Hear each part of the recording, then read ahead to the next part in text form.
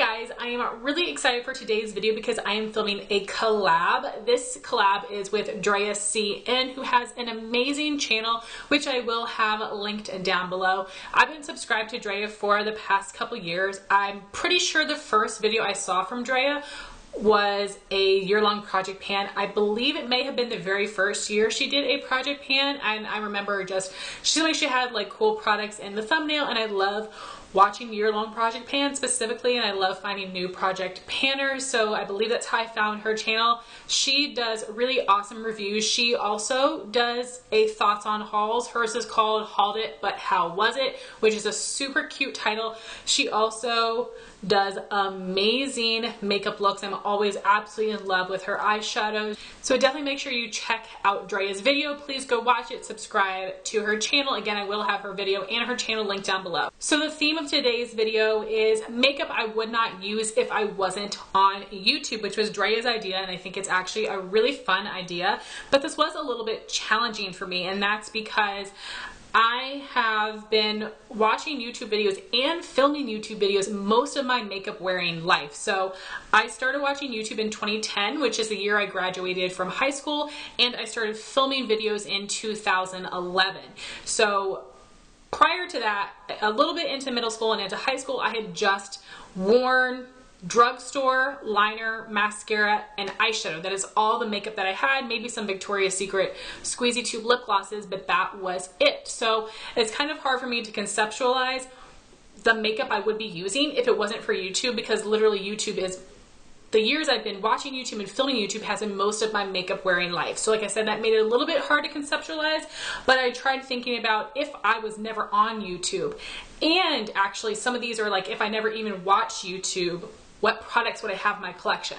It's like I said, a little bit hard to conceptualize, but I came up with some things. So I have a couple of categories of makeup that I never would have used if it wasn't for YouTube, a couple brands I never would have discovered if it wasn't for YouTube, and then like one specific product that is almost something like I regret purchasing that I only bought because of YouTube. So we've got a couple of different categories here. Like I said, hopefully Drea and I will be a little bit on the same page here. I'm so excited to watch her video. I'm sure she'll make a lot more sense. I feel like I'm rambling, but I think you guys get me and why it's kind of hard for me to come up with the things for this video, but I'm actually excited about it. So wow, that was enough of a rambling intro. So we'll start with the categories of products that I would not have purchased if it wasn't for YouTube. And the first would definitely be liquid and cream cheek products. So at the time that I started watching YouTube, 2010, 2011, is when some drugstore cream blushes became very popular on YouTube. That would be the Maybelline Dream Bouncy Blush, Candy Coral was my shade, my fave, and then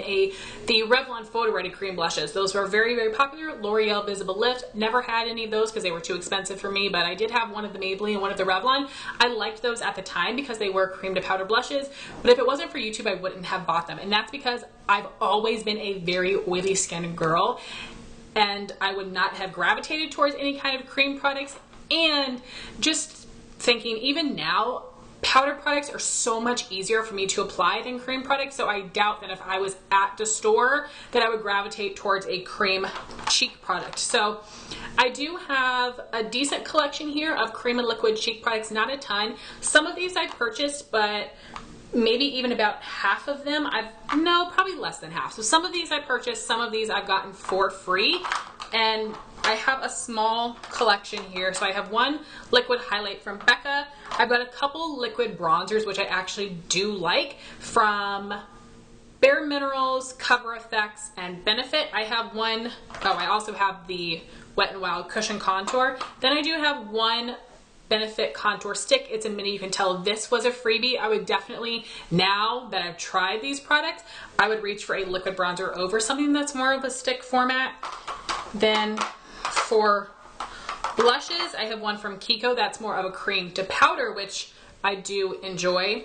And then I've got a couple shades of the Bare Minerals Bounce and Blur blushes. These are amazing cream to powder blushes. If you're an oily skin girl that wants to try cream blushes, I definitely recommend this line. A little expensive, but they are really, really good. So anyway, I have ones that I have come to really love, but in general, I still have to kind of make myself remember to use these liquid products because I am a powder cheek person. So whether I was on YouTube or not, I would still be powder, but if it wasn't for YouTube, I can guarantee you I wouldn't own any cream or liquid cheek products. My next category would be face primer, and that's so crazy for me to think about now because if you guys have seen my collection, I have so many primers. I have a bunch of little minis because I love testing out new ones. But I can guarantee you that if it was not for YouTube, I would not have any face primers in my collection. And the reason for that is because it's a colorless product. It is not a color cosmetic. I probably wouldn't have known anything about primer to even know what the value of it was. I honestly probably would have thought it was a gimmick, that it was a waste, and I would just use a moisturizer, slap some foundation on top. Because if it wasn't for YouTube and me knowing about these kind of products and the benefits of them and trying them out, I honestly would probably be at the store and rather spend my money on a color cosmetic where I'm actually going to notice it on my face. It's going to look like a little something. I would probably rather spend my money on that than trying something that I would assume was a gimmick. So some of the face primers I have here are ones that I absolutely love. So Dr. Brandt Pores No More for pore filling, the Too Faced Primed and Peachy for mattifying, and then the Touch and Soul No Poreblem Primer is just a great all over smoothing primer. And it's kind of, like I said, sad for me to think because I love primers so much, but I definitely would never have tried this type of product if it wasn't for YouTube. Similarly, I never would have tried setting sprays if it wasn't for YouTube. It took me a long time to even come around to setting sprays. I have several in my collection, and really it's kind of been like the past year or so I found some that I really love, and I do see the purpose of setting spray. But even years prior to that, when I was on YouTube, I felt it was a gimmick and I couldn't quite get behind it. So if that's how I feel now that I've watched YouTube, I can't even imagine where I would have been before, but I can, and that would be that I never would have bought setting sprays. I would have thought this was basically water in a can, because again, back in the day, when I started watching YouTube, the Evian sprays were really popular, which is literally water in a can. So I would not have seen the benefit of something like this, and I never would have used it. So again, some of the ones I've got right here would be the MAC Prep and Prime Fix Plus Matte version, the Morphe Continuous Setting Mist matte version, which is new to me, I haven't tried it, and then the Urban Decay De-Slick Mattifying Setting Spray. So I didn't realize in my hand I have 3 mattifying setting sprays. Like I said, I'm not 100% convinced on setting sprays, but I do see the benefit to them. I do see why people like them, and I can guarantee this is something I never would have spent my money on or tried or even probably knew anything about if it wasn't for YouTube. And the last product category I never would have used if it wasn't for YouTube would be liquid shadows. Now, when I started watching YouTube, cream shadows were all the rage. I absolutely was in love with them. I had so many. I actually still have a lot in my collection. I've transformed from loving pot bases to stick bases, but I still have so many, and I literally use one every single day. I don't feel like my eyeshadow looks good if I don't have a base underneath, but liquid shadows never would have been something that I would try. I actually don't really like glitter. I've had like Sally Beauty glitters before, and they were absolutely terrible, so I wouldn't buy anything glittery in general, but I think I definitely would have been intimidated by this kind of product, and I would have stuck to just using powder shadows or cream shadows. I wouldn't have used more of like a hybrid like this. So some examples I have here would be my 2 favorite formulas, which would be the Stila Glitter and Glow shadows, and this is the Pixie Liquid Fairy Light. So if you are looking for liquid shadows, these are really great formulas.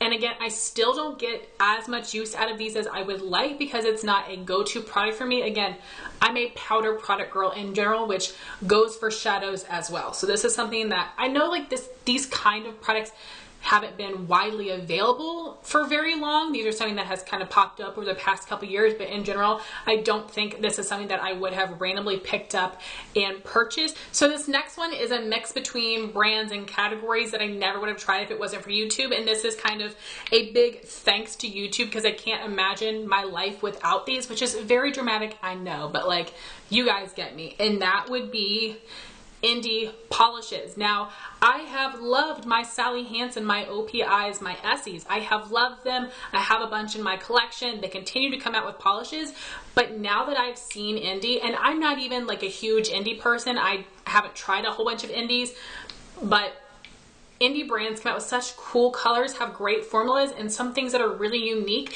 that when I look at the releases from Essie and OPI, girl, I'm bored. So I just can't imagine my life without these brands. So let me give some love to them. So the first brand is 90 Lacquer, which is created by JessFace90, who's an amazing nail polish YouTube and blogger. She makes these herself at home, which is incredible.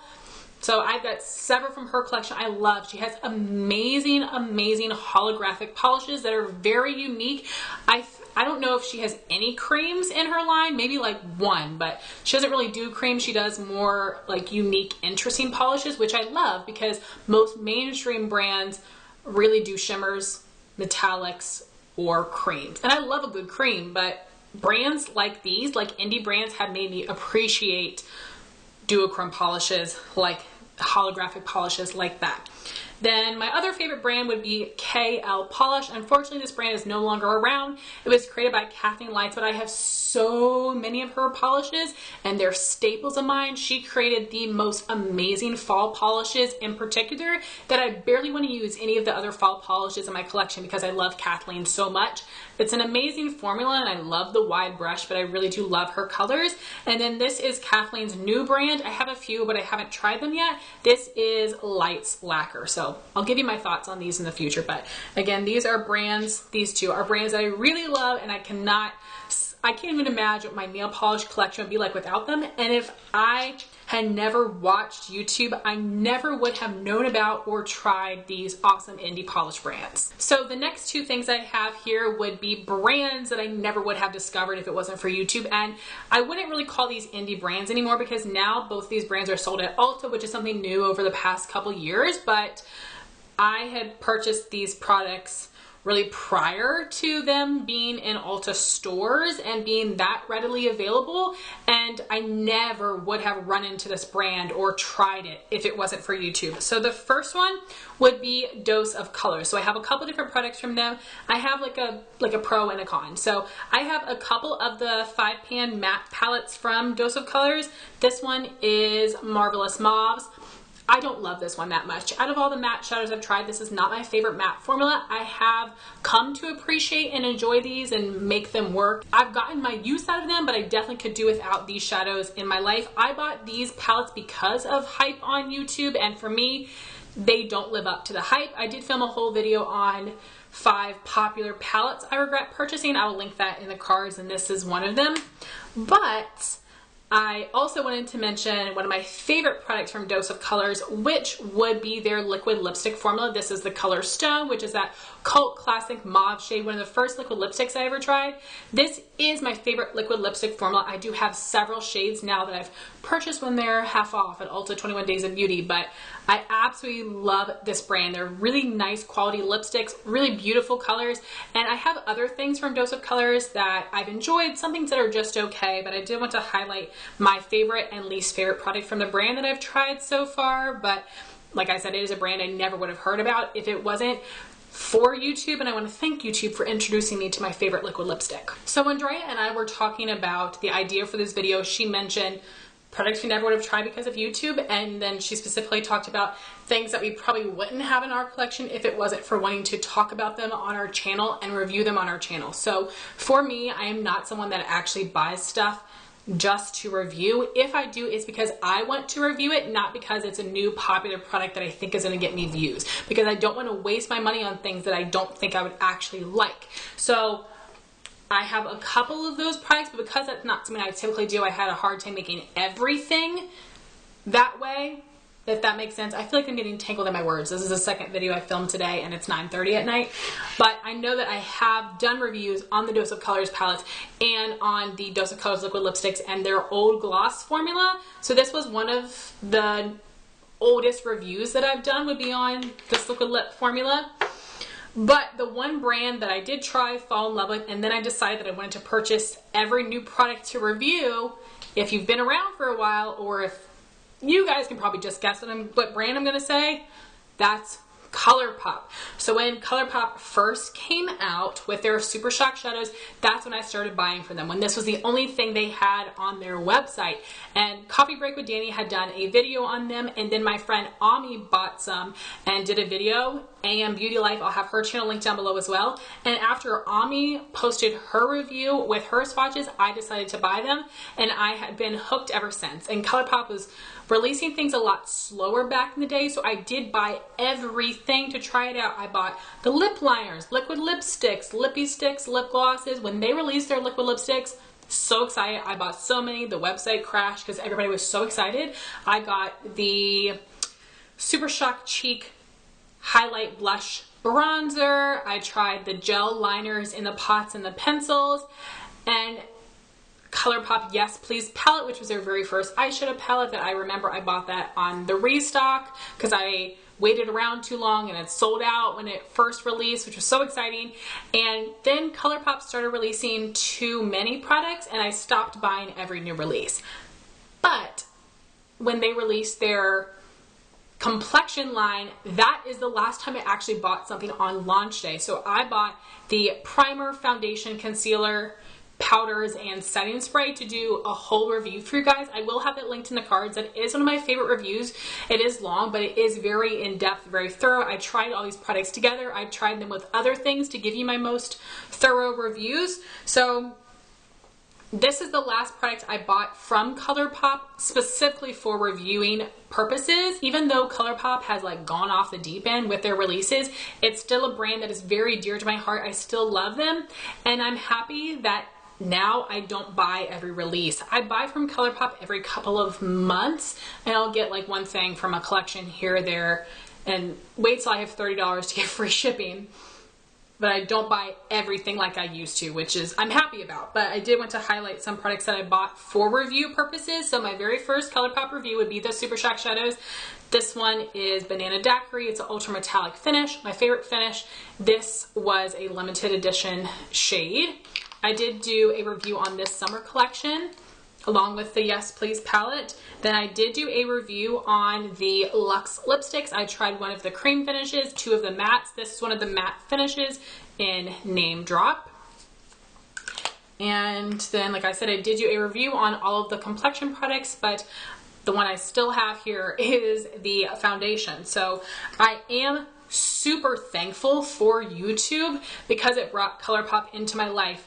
It is fun for me to think about all the different reviews I did on ColourPop, how excited I was for all of their new releases, and I have tried several things that I absolutely love. I do have a couple ColourPop favorites videos, which I will link down in the cards to you guys. Let me know if you want me to do an updated one. I think that could be interesting now that I do still love ColourPop products, but I've fallen out of love slightly. Like I said, I don't buy every new release like I used to, so I feel like I've repeated myself 100 times. I'm talking with my hands, which I don't do often, and I hate. And the last product I want to mention is a specific product that I purchased because of YouTube that I actually regret buying. And get ready for it. It's a cult classic product that I do not like.